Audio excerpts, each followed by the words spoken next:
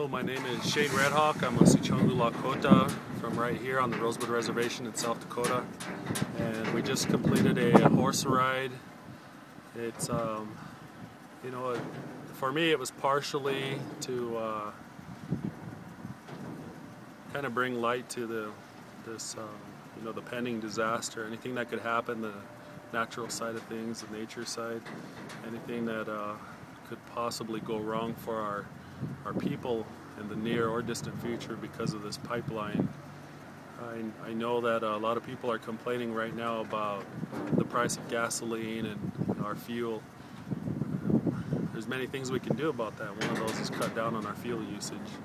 But the funny thing is, if they want to complain about how the fuel is so expensive, wait until this Ogallala Aquifer, all this beautiful water is contaminated, and then we'll see how much they cry around about bottled water being shipped in. There's so many other things about it, but in the Lakota way of life, we understand that anything you do to one part of our environment, nature, you do to the entire environment and nature. And there's a lot of you know, there's a lot of things going on right now, and I think there's blinders associated with greed.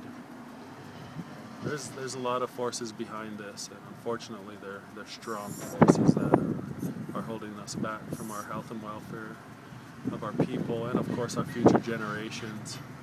I can't imagine what's going to happen when the water is that polluted, and if the Canadian tribes are talking about what it's doing to them already, why aren't our tribes down here listening?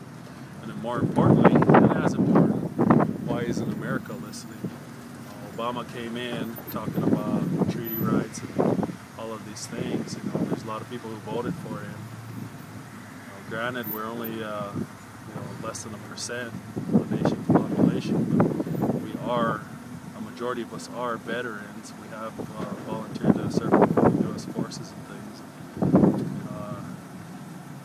I hope that he remembers his promises. I hope a lot of things can go in favor of the environment for once. It just seems like everything's going the opposite way. There's two sides to every story. I understand that. I'm definitely part of that too. Two sides to every story, but you know, we encourage our teenagers, we encourage our youth to be the change that we don't have right here, right now. You know, the change that our adults are afraid of making.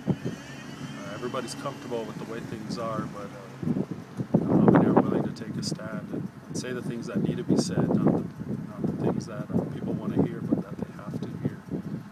We've been going through these battles for a long time, and I think it's real symbolic and ironic, but the farmers here who are having to give up some of their land because of the pipeline are finally getting to know what it's like to be in our shoes. I personally don't have any land. You know, I'm a part of this tribe, but I personally don't even own 1 acre or half an acre. You know, I'm already a couple generations away from that loss of land, where before I was a part of a culture that ran this entire Midwest right here. I was once told that our Lakota were powerful enough in their heyday that they could trade from ocean to ocean, and they traveled and did so. And now, you know, we're right here. Things are, you know, they're shrinking.